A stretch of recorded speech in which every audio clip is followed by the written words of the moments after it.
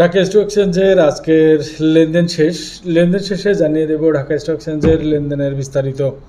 Dhaka stock এক্সচেঞ্জে আজকে দিনটি অনেক খারাপ গেল। ঢাকা স্টক এক্সচেঞ্জের সূচক যে হারে আজকে কমেছে, কোনোভাবেই 90-এর সর্বোচ্চ যখন উঠেছিল সূচক, উচ্চ বলতে সর্বনিম্ন বলা যায়, যেটা যতটা দরপতন হয়েছিল আজকে সূচকের 90-এর নিচে কিন্তু নামে নাই, অর্থাৎ সবসময় 90-এর ওপরে থেকেছে সূচক মাইনাস। জানিয়ে দিয়ে আজকের বিস্তারিত।